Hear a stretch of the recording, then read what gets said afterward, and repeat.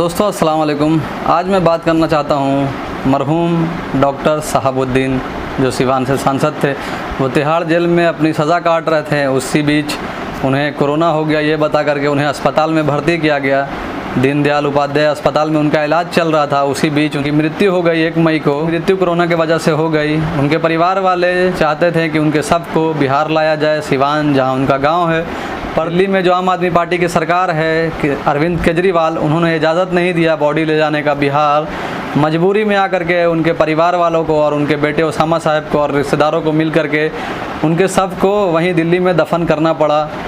Delhi gate के पास जदीद कब्रिस्तान में उनके शव को दफन किया गया और उनके परिवार वालों ने आके पूरी रस्म बिहार में पूरी की, जो मुस्लिम परंपरा के तहत किया जाता है।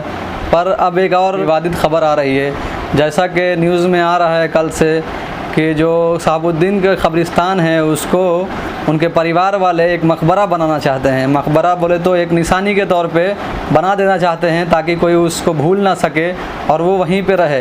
पर कब्रिस्तान कमेटी का ये कहना है कि वो मकबरा बनाने की इजाज़त नहीं दे सकते हैं। उनका ये तर्क है कि ना तो यहाँ इतनी जगह है इस कब्रिस्तान में, और दूसरा तर्क ये है कि मुसलमान में जो इस्लामिक रीति रिवाज के हिसाब से मकबरा आप बना नहीं सकते हैं।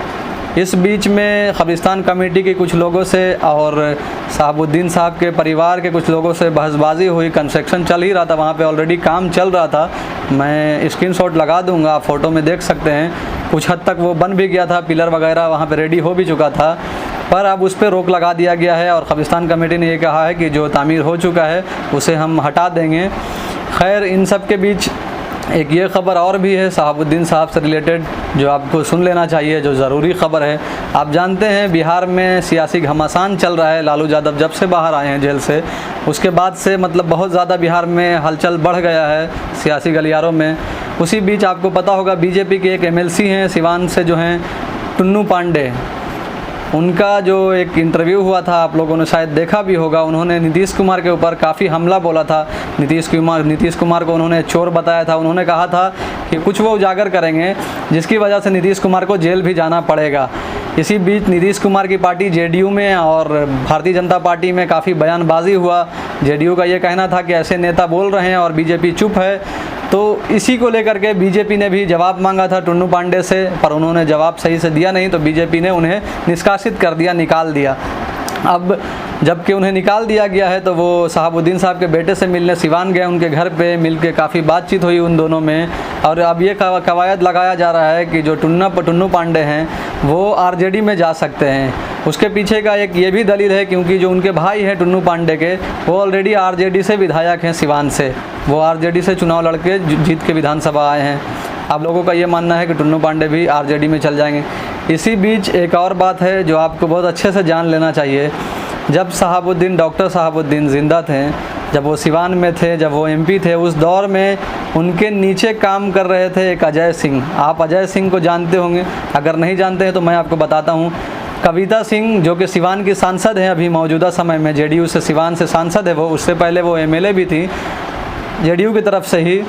2019 में उनका सीधा टक्कर हिना साहब से था और वो जीत गई और वो लोकसभा पहुंची जीत करके सिवान से। उनके पति अजय सिंह हैं जो कि कभी शहाबुद्दीन के नीचे काम किया करते थे। बाद में उन दोनों में आपसी बनाव नहीं होने की वजह से दोनों एक दूसरे के दुश्मन बन गए। अजय सिंह काफ़ी मतलब हिंदूवादी सोच रखते हैं, कट्टर हिंदूवादी सोच रखते हैं।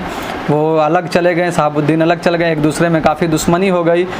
तो उनका जो करीबी धीरे धीरे नीतीश कुमार की तरफ बढ़ता गया। पर नीतीश कुमार आप जानते हैं सुशासन बाबू कहलाते हैं। वो कोई ऐसे आदमी को टिकट नहीं देना चाहते हैं जिनका बैकग्राउंड एक गुंडा मवाली का हो, चोर का हो।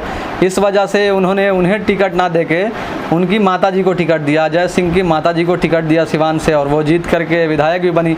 बाद में जब उनकी मृत्यु हो गई तो आनन फानन में अजय सिंह ने शादी किया, क्योंकि उनको जेडीयू की तरफ से टिकट मिलना नहीं था तो उन्होंने शादी किया। और ऐसे वक्त में शादी किया अजय सिंह, हिंदू रीति रिवाज में उस वक्त में शादी नहीं किया जाता है।